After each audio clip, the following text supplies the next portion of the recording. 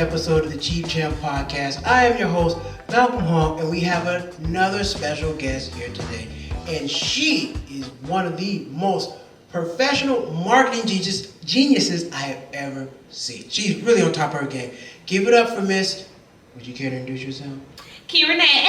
Kei Renee! Thank you for coming. Oh, yes. I appreciate you having me. I'm a marketing genius? Oh, God. Listen, so we met way back on Urban Hollywood Radio. Yeah. So when you came and you did your interview and you were talking about what you do. So, I started following you since then. So, I've seen your journey since then. And man, has it been an amazing ride. Because you like this, it's night and day. Like completely night and day when you came. So, I'm just appreciative that you're coming by and, have a conversation about some marketing. Okay. You really understand marketing. I've seen what you've done for some brands. Listen, I definitely understand branding. Yes, that you do. Branding for sure.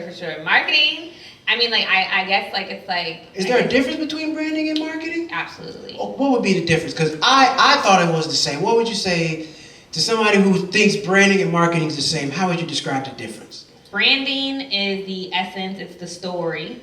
Marketing is how you're getting people to understand the story. Okay, yeah. So it's separate. So you should probably brand first, then start marketing. Because if you market first... Yeah, well, because the thing is understand the brand. So yes, get the branding elements together because then you're going to know how to market it. Right. Because, if you don't know what your brand is, who your brand's audience is, you're just marketing to the world, but who are you targeting? There's no target. Mm-hmm. But if you understand your brand and you hone in on it and the story and all the messaging, then you can kind of target your marketing, How did you get into the space? Getting the branding and, because I know you can't major in branding in college, so this is a very unique space to get into. Well, I don't even think I got into the space. I think it just evolved. Oh, okay. I was doing a lot of events. I was doing a lot of fashion related things. What type of events were you doing? I was producing back then when we met. I was helping produce fashion shows. I was producing panel discussions that were geared towards entrepreneurship.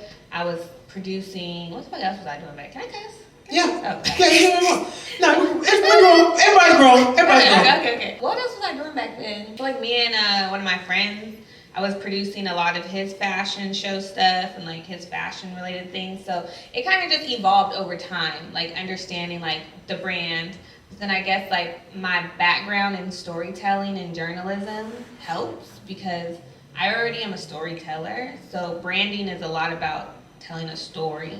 So it's kind of easy to transition from journalism to building brands because it's just building a story. Right. So you're basically telling a story about a brand. Yeah. Branding is a story. It's a story. You got to build a story. It's funny. I read a book called Building a Story Brand. Mm-hmm. And the whole book is talking about making your brand a story. Yeah. Giving it a life. It is. Your brand, it should have a life. So, I feel that's all it is. It's just story. Yeah, because, and I find, because, Cheap Not Broke, I'm trying to brand. It is a brand. It is a brand.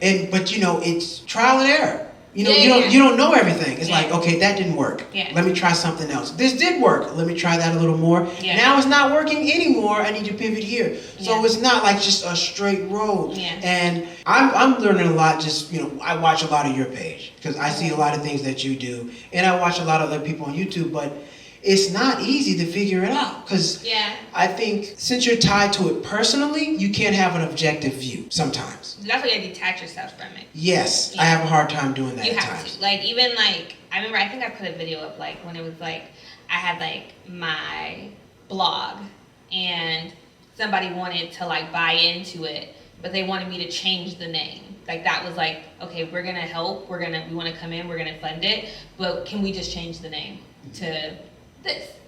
And I was change the name? Never. I should have changed the fucking name. What's wrong with me? But you have to detach yourself because at the end of the day, this is not your identity. It's your brand. Right. It don't got nothing to do with you. Exactly. So don't get so attached to these things that you can't look at it from the outside looking in. Right. You know? I was told, prepare your brand to be sold. I always have your brand to be sold. Absolutely. You should start everything with an exit strategy. You shouldn't even be doing anything that you think you want to keep. For what?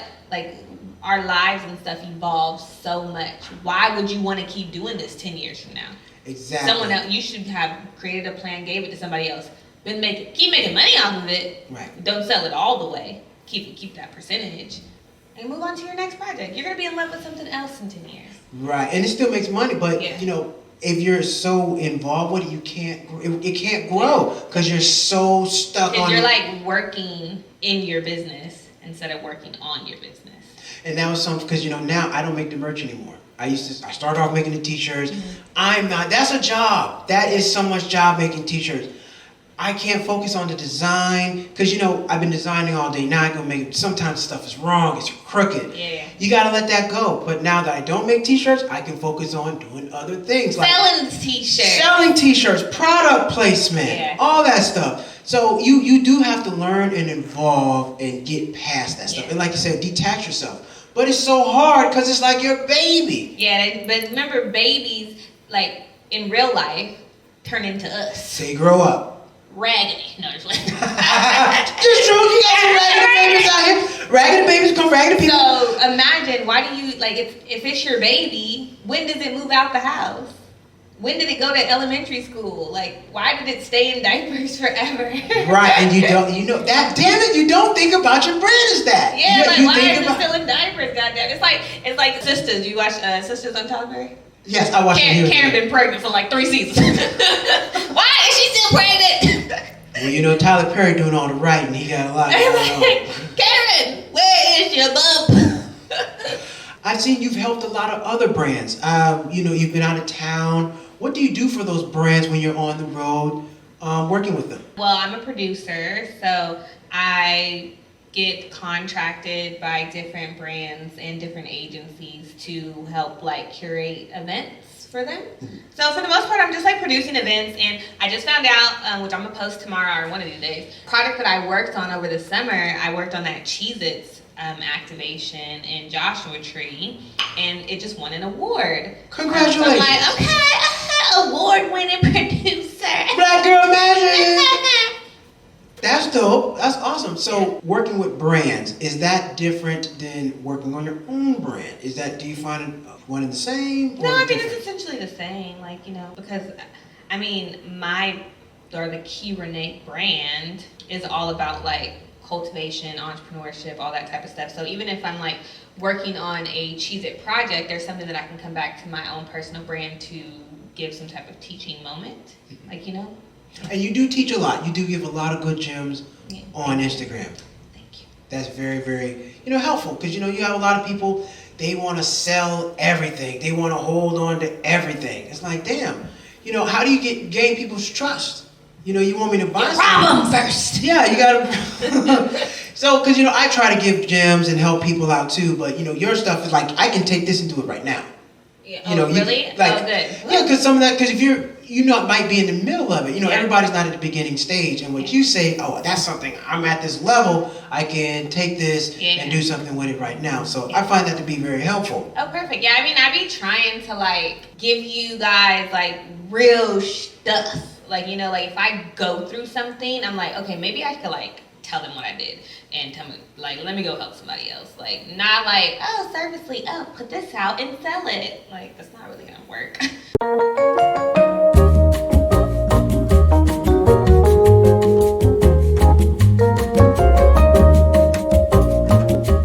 What's up, people? Thank you for tuning back into my channel. I got some new merch for you. I got hats, I got mugs, and I got the new Cheap Not Broke shirt with the patch on them. This stuff is official. I got it hot off the press, sewn on just for you. I got black, red, and white. Head over to cheapnotbroke.com and grab your merch.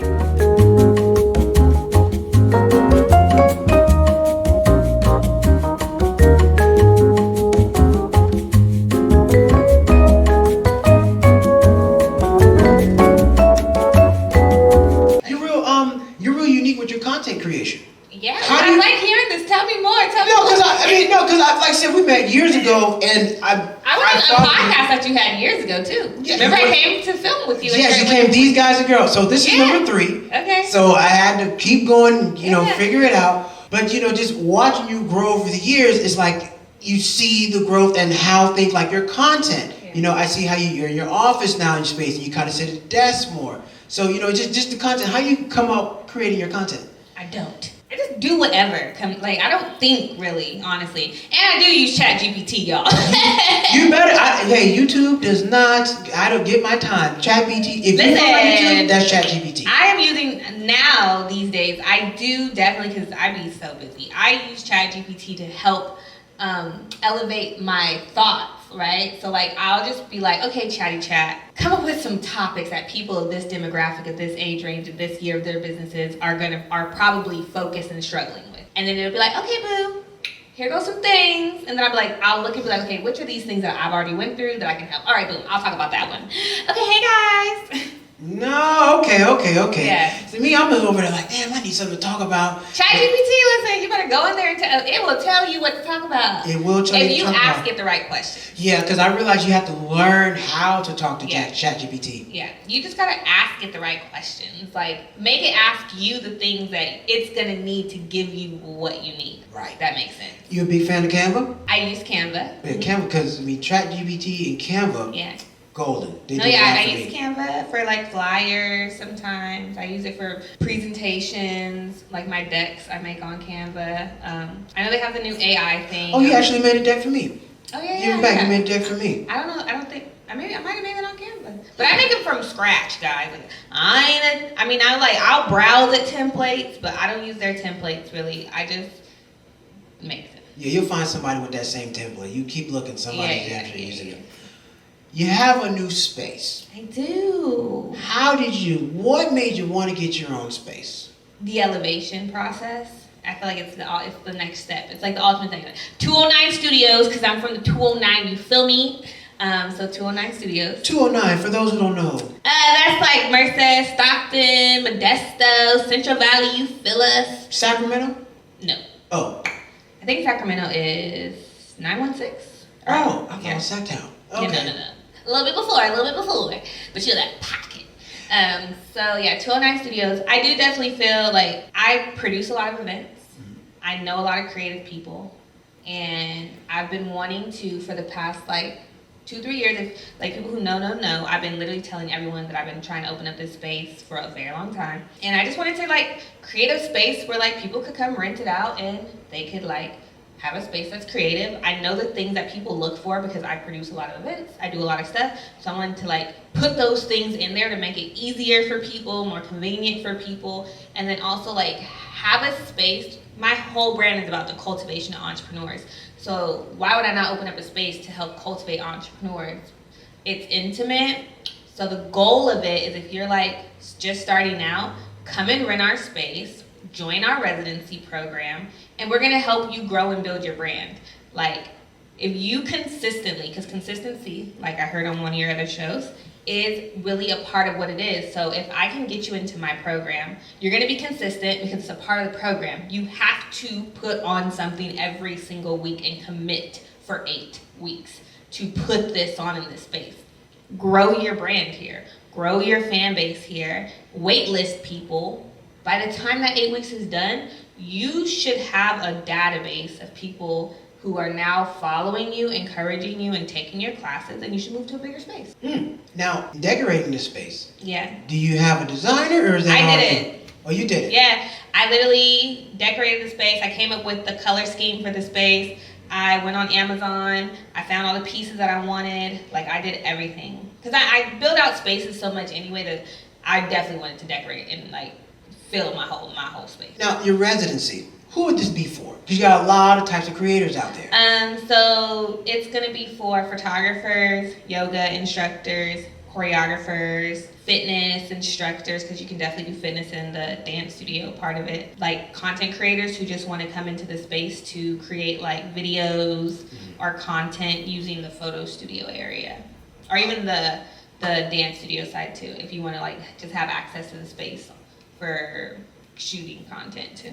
I always think it's nice for entrepreneurs to help entrepreneurs. Yeah. Because you need help. You can't do this by yourself. At all. You can watch all the YouTube. You can ask your mom and your daddy.